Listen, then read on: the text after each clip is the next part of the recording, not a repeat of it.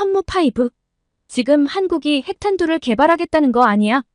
한국 같은 무책임한 소국이 가져서는 안 되는 무기인데 우리같이 책임 있는 대국도 아닌 한국의 의도는 너무 불순한 거 아닌가요? 국군의 날 행사장, 한 중국 기자가 매우 분노해서 발을 동동 구르고 있습니다. 한국 연구진이 수개월 내에 핵탄두를 개발해 핵전쟁에 뛰어드는 것이 아니냐며 뒷목을 잡고 넘어가고 있는데요.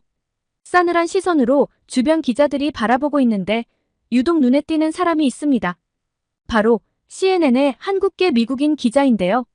오늘 사연은 이 기자분이 보내주셨습니다. 어떤 사연인지 만나보도록 하겠습니다. 안녕하세요. 저는 CNN의 국방 및 안보 전문 기자 제시카 김입니다. 최근 한국의 국군의 날 행사를 취재하기 위해 한국에 방문했는데요. 미국에 돌아가기 전 제가 겪은 놀랍고 특별한 이야기들을 전달해보고 싶어 이렇게 메일을 보내봅니다.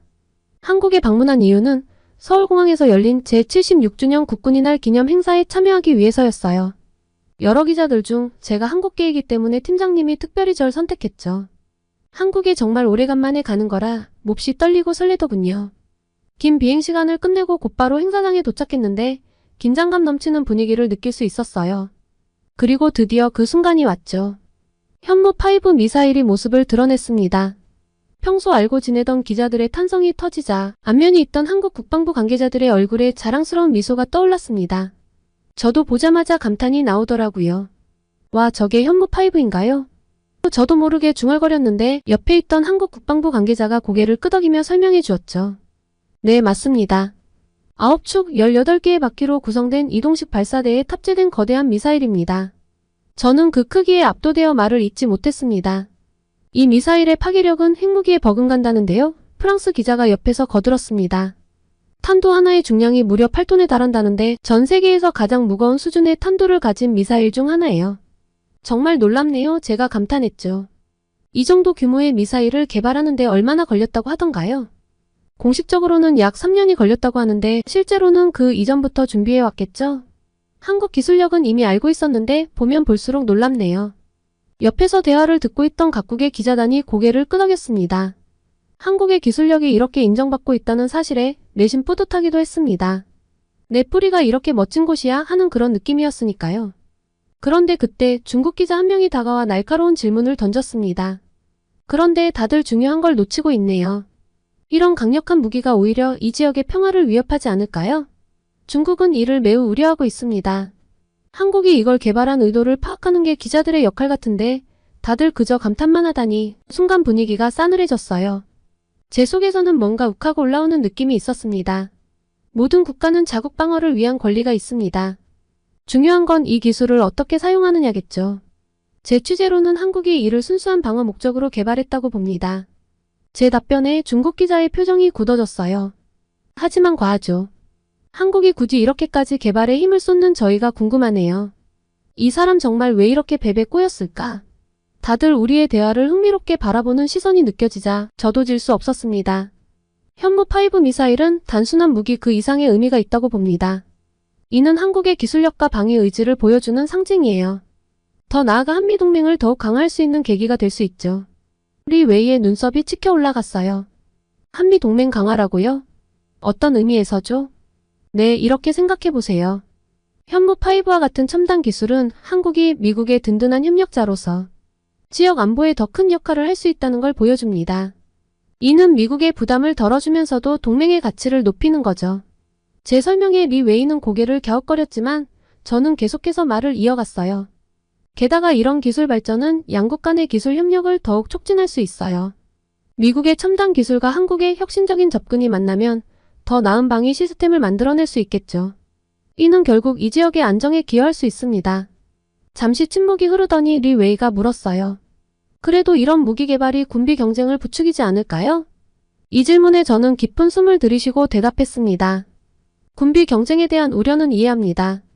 하지만 현무5와 같은 무기의 존재 자체가 오히려 전쟁을 억제하는 강력한 힘으로 작용할 수 있어요. 공격받으면 큰 대가를 치르게 될 것이라는 메시지를 전달하는 거죠. 이는 평화를 유지하는 한 방법이 될 수 있습니다. 리 웨이는 여전히 의심스러운 표정이었습니다. 워낙 보는 눈들이 많으니 가만히 있었던 것 같은데 더 이상의 반박은 하지 않았죠. 하지만 몹시 못마땅한 눈으로 저를 바라보는 시선이 고스란히 느껴졌습니다. 한두 번 겪어본 게 아니에요. 중국 기자들의 중화사상, 그리고 한국에 대한 비틀린 감정은 기자가 된 이후 여러 번 경험을 해서 익숙했습니다. 동료 카메라맨에게 으쓱하고 어깨를 축혀 올리고 넘기는 수밖에 없었죠. 제가 완벽한 백인이 아니고 한국계인 걸 아니까. 저렇게 한국에 대해 공격적인 이야기를 하는 걸 알고 있지만 그래도 잘 대처했다고 생각했어요. 한숨이 좀 나오더군요. 그래도 중국 기자들이 저런 태도를 보였다는 건 그만큼 한국의 기술력이 놀라웠다는 이야기이니 한국계 미국인으로서 자부심을 가져야지 하고 돌아왔습니다. 그리고 호텔방에 도착해 노트북을 펼쳤습니다. 화면에 손가락을 올리며 잠시 망설였어요. 그리고 이렇게 글을 시작했습니다. 현무5 미사일, 한반도를 넘어 동북아 안보 지형을 바꾸다. 이 문장을 쓰고 나니 갑자기 무거운 책임감이 밀려왔어요. 내가 쓰는 이 기사가 세계로 퍼져나갔을 때 어떤 파장을 일으킬까 하는 생각이 들었거든요. 숨을 고르고 제 역할인 객관적이고 공정한 보도에 집중하기로 했습니다.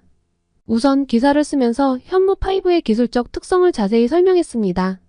18개의 바퀴 20m에 달하는 발사관, 8톤에 이르는 탄두 중량. 이 숫자들이 의미하는 바를 독자들이 이해할 수 있도록 최선을 다했어요. 그리고 이 미사일이 가져올 전략적 변화에 대해 분석했습니다.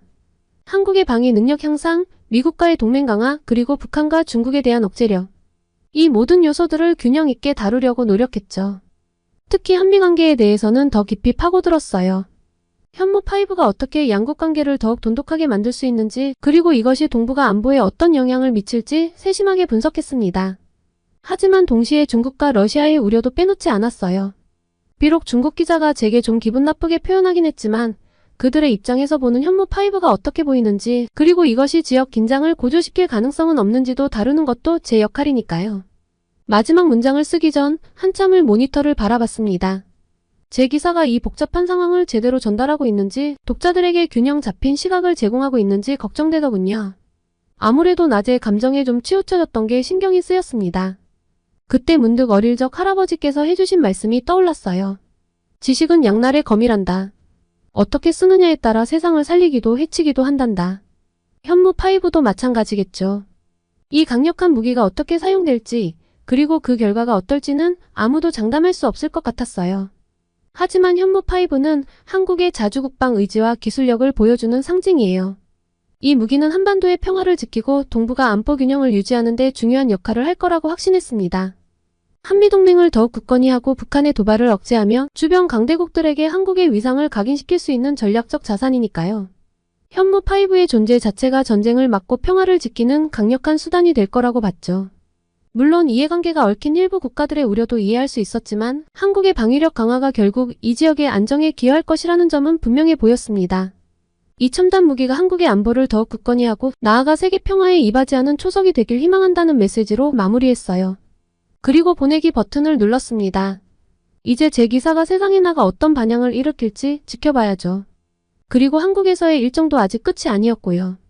다음날 아침 국방부에서 현무5 미사일에 대한 추가 브리핑이 있었어요. 세계 각국의 취재진들이 모여들었죠. 자리에 앉아 주변을 둘러보니 다양한 국적의 기자들이 보였습니다. 브리핑이 시작되고 한국 국방부 관계자가 현무5의 세부 사항을 설명하기 시작했어요. 현무5는 이동식 발사대와 함선에서도 발사 가능합니다. 우리는 앞으로 200기 이상을 배치할 계획입니다. 이 말에 취재진 사이에서 술렁임이 일었어요. 특히 미국, 프랑스, 독일 기자들의 눈빛이 반짝이는 게 보였죠. 그때 옆자리에 중국 기자가 불편한 기색을 감추지 못하며 중얼거리는 소리가 들렸어요. 핵탄두도 없는 미사일을 가지고 뭘 그리 대단하다고. 어제랑은 또 다른 기자였는데 어딜 가나 중국 기자들은 늘 이렇게 튀었습니다. 좀 짜증이 났어요. 무시하고 계속해서 메모를 했습니다. 저는 현무5의 놀라운 성능이 궁금했으니까요. 현무5의 파괴력은 실로 놀랍습니다. 최근 이스라엘이 헤즈볼라 벙커 공격에 사용한 폭탄보다 무려 5배 이상의 파괴력을 지니고 있습니다. 탄두 중량이 8톤에 달하는데 이는 전 세계에서 가장 무거운 수준입니다. 이 말에 다시 한번 취재진 사이에서 탄성이 터져나왔어요. 하지만 중국 기자는 여전히 못마땅한 표정이었죠. 현무5의 가장 큰 특징 중 하나는 이동식 발사대입니다. 9총 18개의 바퀴로 구성된 이 발사 차량은 개 걸음 방식으로 이동할 수 있습니다. 이는 마치 개가 옆으로 걷는 것과 같은 움직임을 말하는데 좁은 공간에서도 쉽게 방향을 전환할 수 있어 전술적으로 큰 이점을 제공합니다. 이 설명에 기자들 사이에서 감탄사가 터져나왔어요. BBC 기자가 옆자리 동료에게 이건 정말 혁신적인데? 라고 속삭이는 소리가 들렸죠. 우리는 앞으로 200기 이상의 현무5를 배치할 계획입니다. 이는 한반도 전역은 물론 주변 위협에 대한 강력한 억제력으로 작용할 것입니다. 이 말에 장 웨이펑 기자가 참지 못하고 불쑥 질문을 던졌어요. 그럼 이 미사일의 사거리는 얼마나 됩니까? 중국도 사정권에 들어가나요? 갑작스러운 질문에 회의실이 순간 조용해졌어요. 국방부 관계자는 침착하게 대답했습니다. 현무5의 정확한 사거리는 군사기밀입니다. 다만 이 미사일은 순수하게 방어용으로 개발되었음을 강조드립니다. 장 기자는 이 대답에 만족하지 못한 듯 했어요. 그의 얼굴에는 의심과 불만이 가득했죠. 하지만 더 이상 말을 이어가진 않았습니다. 관계자는 현무5의 놀라운 기술력에 대한 설명을 이어갔고 미사일의 정확도와 요격 회피 능력에 대한 설명에 많은 기자들이 감탄했죠. 그리고 브리핑이 끝나고 기자들끼리 의견을 나누는 시간이 있었어요. 미국 CNN 동료가 저에게 다가와 말을 걸었습니다. 제시카, 이건 정말 대단한 뉴스야. 한국의 기술력이 이 정도일 줄은 몰랐네. 추가 기자는 이 기술력에 집중을 좀 해야겠어. 그때 중국 기자 장 웨이펑이 끼어들었어요. 뭐가 그리 대단하다는 겁니까? 우리 중국은 이미 ICBM을 가지고 있어요. 12,000km를 날아가는 펑사-12를 발사했다고요. 한국의 이런 과대 광고에 속지 마세요. 그의 말에 주변 기자들의 표정이 굳어졌어요. 저는 침착하게 대응하려 노력했습니다. 장 기자님, 현무5의 의의는 단순히 사거리나 파괴력에만 있는 게 아닙니다. 이는 한국의 자주국방 의지와 기술력을 보여주는 상징이에요. 게다가 이동식 발사대의 혁신적인 설계는 정말 놀랍지 않나요? 장 기자는 제 말에 흥분한 듯 했어요. 그래서 뭐요? 결국 미국의 허락 없이는 아무것도 못하는 게 한국 아닙니까? 결국 미국 밑에 있는 나라인데 당신이 한국계라고 해서 너무 한국적으로 치우친 시각으로 바라보는 건 좋지 않다고 보이네요. 게다가 당신은 한국 기자가 아니고 미국 기자잖아요. 미국의 기사가 한국 시각에 의해서 쓰여지다니 좋은 기사가 나오기 어려워 보이네요. CNN은 이런 것에 대한 문제의식이 없는 걸까요? 장 기자의 말에 주변 기자들이 불편한 기색을 보였어요. 프랑스 기자가 나서서 말했습니다. 진정하세요, 장 기자님. 우리는 객관적으로 사실을 보도해야 하는 기자라는 건 누구에게나 변함없는 사실이에요. 제시카 역시 마찬가지고요. 그리고 어제 보지 않았나요? 한국의 현무5가 가진 기술적 혁신은 분명 주목할 만해요. 아주 솔직하게 전 너무나 부러운데요. 당신들은 한국 가까이 있는 나라가 아니라 이렇게 남일처럼 바라보고 있는데요. 중국인으로서 저는 몹시 우려가 될 수밖에 없습니다. 한국은 북한을 핑계로 군비를 확장하고 있어요. 이는 분명 중국을 겨냥한 것이고 이에 대해서 세계 언론이 꼭 다뤄야 한다고 봅니다. BBC 기자가 나서서 말했습니다. 개인적인 의견을 우리가 기사에 쓸 수 없지 않겠습니까? 개인의 의견은 저희도 경청하겠지만 지금 장 기자님 말을 그대로 쓰기는 어려워 보여요. 하지만 장 기자는 멈추지 않았어요. 당신들은 모르는 겁니다. 한국은 이미 핵무기 개발 계획을 가지고 있어요. 3개월이면 핵무기를 만들 수 있다고요. 이건 동북아 평화에 대한 심각한 위협입니다. 결국 브리핑장에 있던 한국 국방부 관계자가 개입해야 했습니다. 리 기자님, 그런 근거 없는 주장은 삼가주시기 바랍니다. 한국은 핵무기 개발 의도가 전혀 없음을 분명히 밝혀왔습니다. 지금 각국 기자단에게 이렇게 확인되지 않은 이야기를 하신다면 퇴장 조치하겠습니다.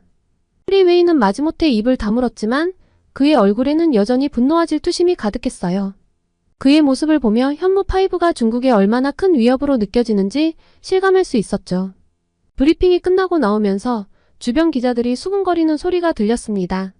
중국이 저렇게 민감하게 반응하는 걸 보니 현무5가 정말 대단한 무기인가 봐. 한국의 기술력이 중국을 위협할 정도로 발전했다는 거 아닐까? 현무5가 동북아 힘의 균형을 바꿀 수도 있겠어. 복도에서 우연히 마주친 BBC의 기자 역시도 마찬가지더군요. 아까 제 썩은 표정을 보았는지 씩 웃으며 말을 걸어왔어요. 제시카, 너도 봤지? 중국 기자의 반응이 정말 흥미롭더라. 현무5가 중국을 얼마나 긴장시키고 있는지 잘 보여주는 것 같아. 저는 고개를 끄덕이며 대답했습니다. 맞아요. 리 웨이의 반응은 단순한 개인의 의견을 넘어서 중국 정부의 입장을 어느 정도 반영하고 있는 것 같아요. 현무5가 동북아 안보 지형을 크게 바꿀 수 있다는 걸 보여주는 거죠. 뭐 웃어 넘겨야 하지 않을까요? 그리고 호텔에 와서 확인해보니 이미 중국 언론에서는 아까장 기자와 비슷한 논조로 수차례 뉴스 보도가 나갔더군요. 여기에 대해서도 기사를 써야 할 필요가 있겠다 싶었습니다. 오후 취재 전 먼저 초안을 좀 잡아놨습니다. 현무5의 등장은 단순한 무기 개발을 넘어 동북아시아의 새로운 힘의 균형을 예고하고 있다. 중국의 과민 반응은 이 미사일이 가진 전략적 중요성을 역설적으로 증명하고 있다. 앞으로 현무5가 한반도를 넘어 동북아 안보 지형을 어떻게 변화시킬지 주목할 필요가 있다. 오후 취재는 주한미군 관계자인 마이클 존슨 대령과의 인터뷰로 이어졌습니다. 용산 기지 내 회의실에서 만난 존슨 대령은 현무5에 대해 상당히 구체적이고 긍정적인 평가를 내놓았어요. 현무5는 한국의 자주국방 능력을 크게 향상시킬 겁니다. 이는 결과적으로 한미동맹을 더욱 강화하는 계기가 될 거예요. 존슨 대령이 말문을 열었습니다. 이어서 그는 현무5의 놀라운 성능에 대해 상세히 설명했습니다. 현무5의 탄두 중량은 8톤 이상으로 세계에서 가장 무거운 수준입니다. 이 괴물 미사일은 한국군의 대량 응징 보복 능력을 크게 향상시켜줄 겁니다. 존슨 대령의 말에 궁금증이 생겨 더 자세히 물어봤어요. 그 정도 파괴력이면 북한의 지하시설도 타격할 수 있나요? 그렇습니다. 그가 고개를 끄덕이며 대답했어요. 현무5는 북한 지휘부가 은신할 것으로 예상되는 100m 깊이의 지하 벙커도 무력화할 수 있다고 평가됩니다. 이는 북한에 대한 강력한 억제력이 될 겁니다. 이어서 그는 새로 창설된 전략사령부에 대해서도 언급했습니다. 전략사령부 창설은 매우 중요한 의미를 갖습니다. 이제 한국군은 북한의 핵과 대량 살상 무기에 더욱 효과적으로 대응할 수 있게 되었죠. 미국의 전략사령부와 긴밀히 협력하면서 한미 간 통합된 억제력을 발휘할 수 있을 겁니다. 한국계 미국인으로서 이런 발전상을 듣자 가슴이 뿌듯해졌어요. 하지만 동시에 객관성을 유지하려 노력하며 다음 질문을 던졌습니다. 이런 무기체계의 발전이 혹시 한반도의 긴장을 고조시키지는 않을까요? 존슨 대령은 진지한 표정으로 답했어요. 오히려 반대입니다. 이런 강력한 억제력이 있어야 북한의 도발을 막을 수 있습니다. 현무5와 같은 무기체계, 그리고 새로 창설된 전략사령부는 모두 한반도의 안정과 평화를 위한 것입니다. 인터뷰를 마치고 나오면서 현무5와 전략사령부 창설이 단순한 군사력 증강을 넘어 한반도의 안보 지형을 크게 변화시킬 수 있는 전환점이 될 수 있겠다는 생각이 들었어요.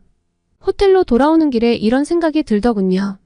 한국계 미국인으로서 저는 이 상황을 좀 더 깊이 있게 이해할 수 있었고, 이는 제 취재에 큰 도움이 됐습니다. 한국의 국방력 발전을 자랑스러워하면서도 동시에 이것이 동북아 안보에 미치는 영향을 객관적으로 바라볼 수 있었죠. 이 경험을 통해 저는 기자로서 그리고 한 사람의 인간으로서 한 단계 성장한 것 같았습니다. 앞으로 이 복잡한 상황을 어떻게 세계에 전달할 수 있을지 그 책임감에 어깨가 무거워지면서도 한편으로는 가슴이 뛰는 걸 느꼈어요. 호텔 방으로 돌아와 창밖을 바라보며 지난 며칠간의 경험을 되새겨봤어요. 현무5 미사일 취재를 통해 한국의 놀라운 기술력을 목격하면서 제 마음속에서는 복잡한 감정들이 소용돌이쳤습니다. 한국계 미국인으로 자라면서 저는 늘 정체성의 혼란을 겪어왔어요.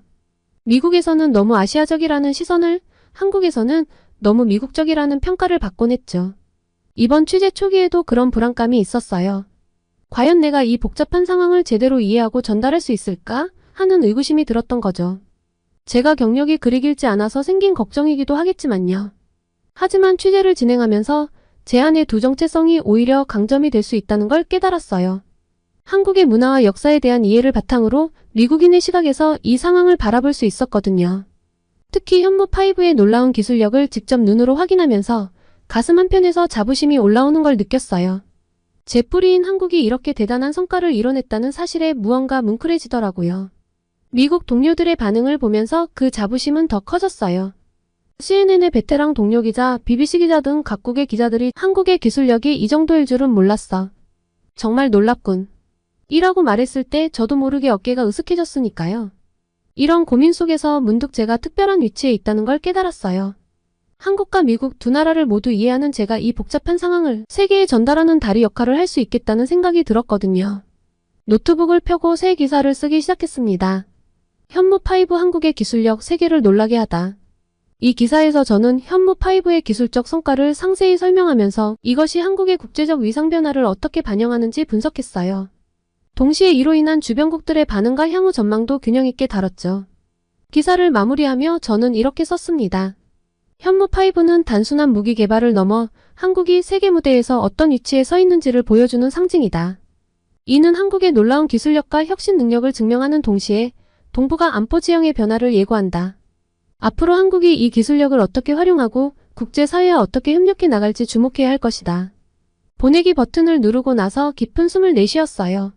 이 기사로 제가 한국계 미국인으로서 그리고 국제기자로서 한 단계 성장했다는 느낌이 들었거든요.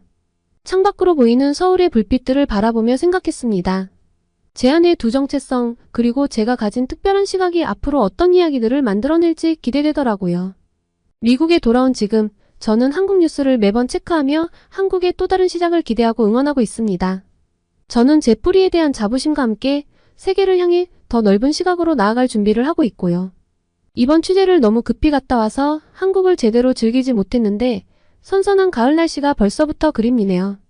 한국의 가을이 다가기 전에 빠른 시일 내에 한국을 다시 찾고 휴가를 즐겨볼까 생각 중입니다. 벌써부터 그리운 한국인데요. 여행으로 방문하고 나서도 또 소식 전하겠습니다. 한국인들 때문에 우리 위대한 일본 조상들이 강간범, 침략범으로 욕먹고 있는데 지금 내 입에서 한국에 갈 거라는 소리가 나와. 아빠, 그게 무슨 말도 안 되는 소리예요. 그만 좀 해요. 여기 아버지와 싸우고 있는 한 일본 소녀가 있습니다. 싸우는 이유가 딸이 다니는 학교의 수학여행지 때문이라고 합니다.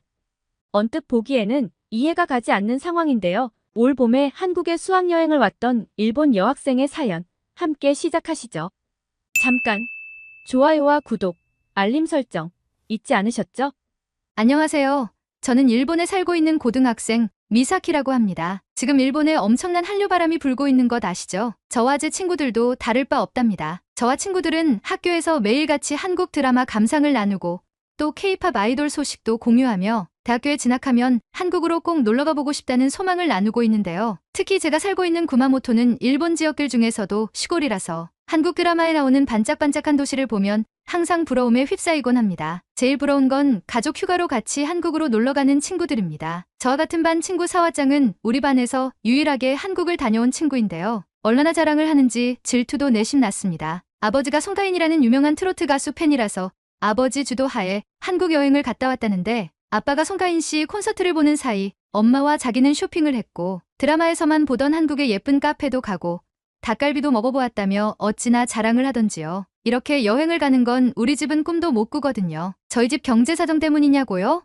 아닙니다. 부끄럽지만 우리 아빠는 가끔 한국 방송에도 출연한 사람입니다. 안 좋은 쪽으로요. 바로 한국인들이 입을 모아 욕을 하고 일본 안에서도 욕을 하는 혐한 우익입니다. 그래도 아빠는 저와 어머니께는 자상한 사람이고 일도 열심히 하셔서 제가 부족한 것 없이 자랐기 때문에 지금까지는 사이가 꽤 좋았는데요. 제가 한류에 빠지게 되면서 점점 아버지와 다투는 일이 잦아졌습니다. 제가 한국에 푹 빠지게 된 계기는 바로 BTS인데요. 그 중에서도 B씨를 정말 좋아합니다. 완벽한 얼굴과 놀라운 실력을 가진 최고의 가수라고 생각해요. 그리고 이를 계기로 한국의 다른 아이돌들을 알게 되었는데 일본의 자니스 아이돌들과는 비교도 안 될 만큼 멋진 외모, 장신의 키, 그리고 앵앵거림 없는 노래 실력에 미친 듯이 빠져들게 되었습니다. 한국 드라마는 또 얼마나 재밌던지요. 맨날 내용도 거기서 거기이고 연기력도 별로인 일본 드라마는 정말 이제 눈에 차지 않습니다. 저희 엄마도 동의하는 부분인데요. 아예 몰랐으면 모를까 한국 드라마를 알고 난 이후로는 유치한 일본 드라마는 더 이상 눈에 들어오지 않습니다. 그래서 언젠가부터인가 제 꿈은 한국에 꼭 한번 방문하는 것. 그리고 기회가 된다면 대학교도 한국으로 가고 싶다는 것인데요.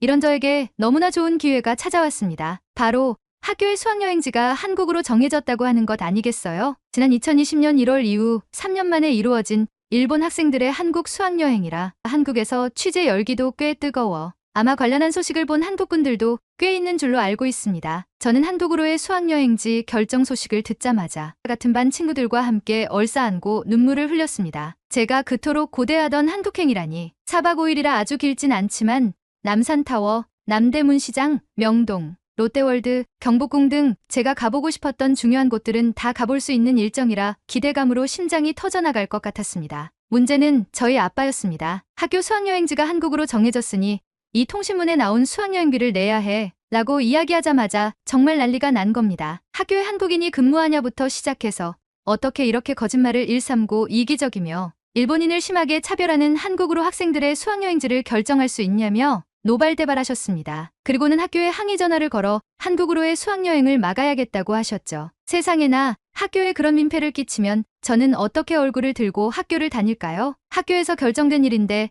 어떻게 변경을 하겠냐? 일정도 다 나왔다는 제 항변에 그럼 위험한 한국으로 너를 보낼 수 없으니 너라도 수학여행을 빠지라고 하더라고요. 한국인이 일본인에게 테러를 하면 어떻게 하냐며 절대로 네가 한국을 가는 건 허락을 못한다고요. 그때부터 눈물이 줄줄 나오기 시작했습니다. 한국에 대해서 제대로 알아보지도 않고 한국은 무조건 안 된다며 반대를 하는 아빠가 너무 미웠어요. 제가 한국에 푹 빠지면서 역사 문제에 대해서도 알아봤는데 학교에서 제대로 알려주지 않아 아주 깊게는 알 수 없지만 일본 두상들이 한국에게 독일 나치와 다를 바 없는 짓들을 했고 그건 사과해야 하는 것이 맞다고 생각했거든요. 왜 아빠는 제대로 알아볼 생각을 안 할까요? 이 문제로 저는 수학여행을 가기 전날까지 아빠와 무섭게 싸웠던 것 같습니다. 결국 제가 라인 메신저로 한국에서 무엇을 먹고 어떤 일들이 벌어지고 있는지 하나하나 보고한다는 조건으로 겨우 허락을 받았습니다. 그렇게 도착한 한국, 저희를 향해 쏟아진 카메라 플래시 세례와 잘 왔다는 인사만 있었을 뿐 아빠 말처럼 일본인이라고 꺼지라는 사람도 저희에게 계란을 던지는 사람도 없었습니다. 모두 친절하게 반겨주기만 했죠. 실시간으로 뜨는 뉴스를 계속 아빠에게 전송했는데 아빠는 묵묵부답이더군요. 저희는 던주에 가서 한옥마을 구경도 하고 한복도 입어보면서 기념사진도 찍어보았죠. 한국의 전통과 멋을 알기에는 너무나 좋은 곳이었습니다. 길거리에서 파는 여러 가지 음식도 먹어보았는데 겉보기에만 그럴듯하고 맛은 없는 일본의 음식들과는 차원이 다른 맛이었습니다. 구마모토현에도 새마을 식당 같은 한국 식당이 들어와 있는데 아버지가 하도 난리를 치는 통에 일본에 있는 한국 음식점을 가본 적이 없는 전 한국에 와서 진정한 맛을 깨닫게 된 기분이었죠. 더 놀라웠던 건 한국인들의 인심이었습니다. 시장 구경을 하러 갔는데 유난히 고소한 냄새가 나는 곳이 있어서 보니 김을 파는 곳이었는데요. 일본에서 한국김이 유명하다는 건 잘 아시죠?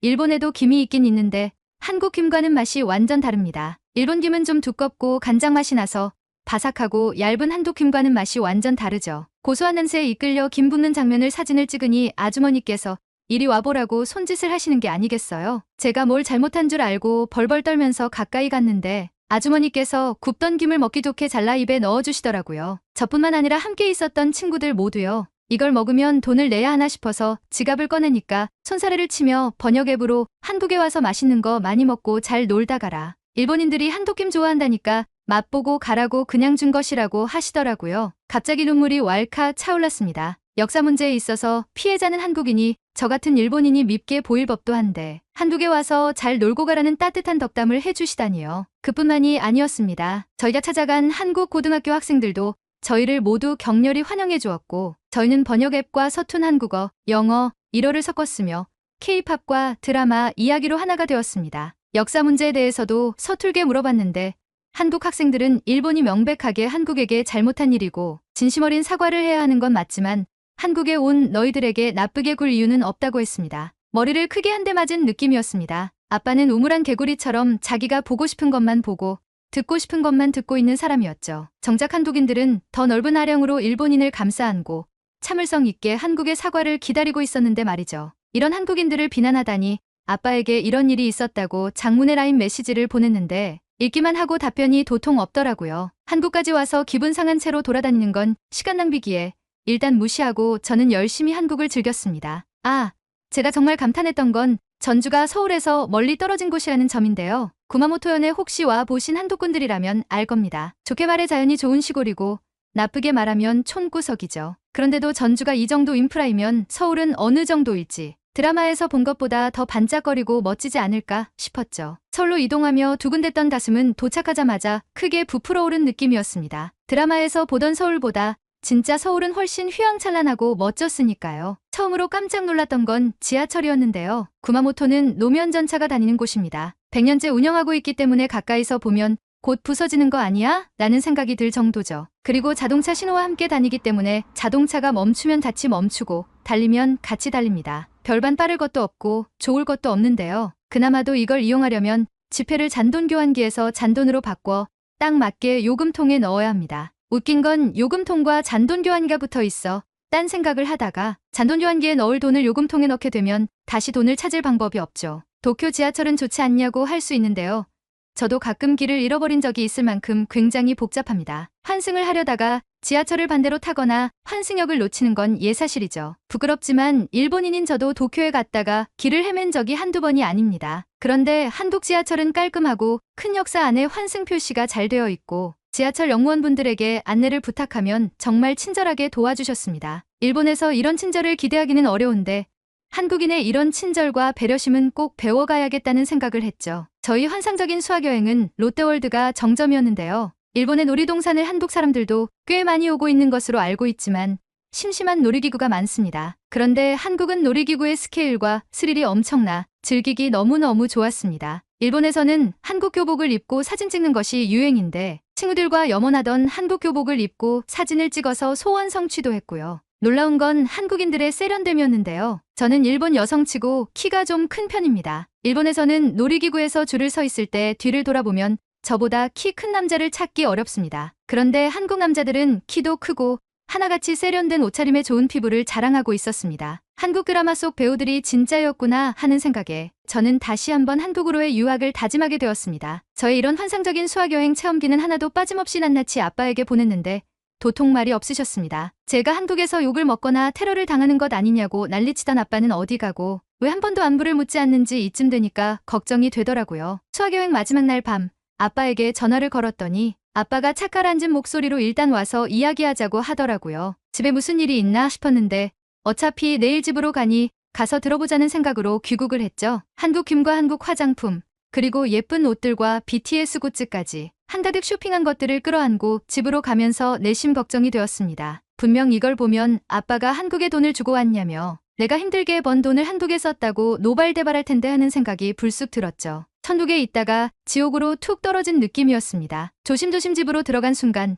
저는 화들짝 놀랐는데요. 아빠가 거실에서 저를 기다리고 있었기 때문입니다. 아빠의 첫 마디는 재미있었니? 였죠. 거짓말을 할까 하다가 정말 재미있고 행복했던 것은 사실인지라 네, 재미있었어요. 하고 후다닥 방으로 들어가려는데 저를 불러 세우시더라고요. 아빠와 마주보고 가만히 거실에 앉아있자니 너무 불편했습니다. 이윽고 아빠가 말을 꺼냈는데 저는 기절하는 줄 알았습니다. 미안하다 미사키. 아빠 때문에 부끄러운 적 많았지? 라고 하시는 게 아니겠어요? 내가 뭔가 단단히 잘못 들은 것 같아서 아빠를 멀뚱멀뚱 쳐다보고 있었는데 아빠는 제가 보내준 한국 여행기를 실시간으로 전해 들으며 처음에는 믿지 않으셨다고 합니다. 자기가 좋아하는 연예인 나라니까 욕먹이기 싫어서 거짓말을 하는구나 싶으셨다는데요. 계속해서 쏟아지는 사진과 조작이 불가능한 동영상들을 보며 한국인이 왜 이렇게 친절하게 아량을 베풀지?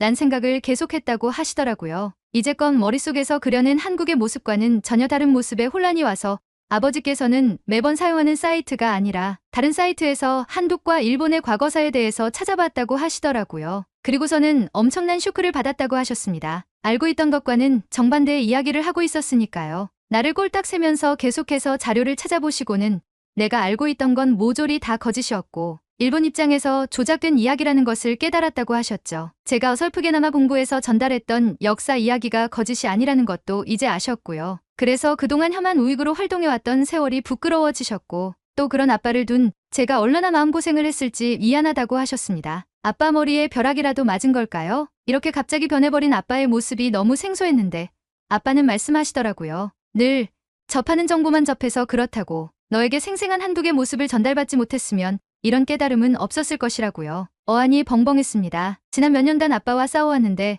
이번 수학여행으로 이렇게 아빠의 사고방식이 바뀌다니요. 기쁘고 또 한편으로는 정말 다행이라는 생각입니다. 저는 이제 한국어 공부를 시작합니다. 아빠와도 역사 공부를 짬내어하며 한국에 대해서도 제대로 더 알아보고 싶고요. 공부를 하며 한국어에 능통하게 되면 한국 유학도 꿈꿔볼 수 있겠죠. 오늘은 한국 국군의 날 행사를 취재하며 한국의 국방력에 깜짝 놀란 미국 기자의 사연 그리고 한국으로 수학여행을 왔던 일본 여고생의 사연을 전해드렸습니다. 오늘의 사연이 마음에 드셨다면 구독과 좋아요를 눌러주세요. 여러분의 구독과 좋아요는 계속해서 좋은 사연을 소개할 수 있는 힘이 됩니다. 이상 감동저장소였습니다.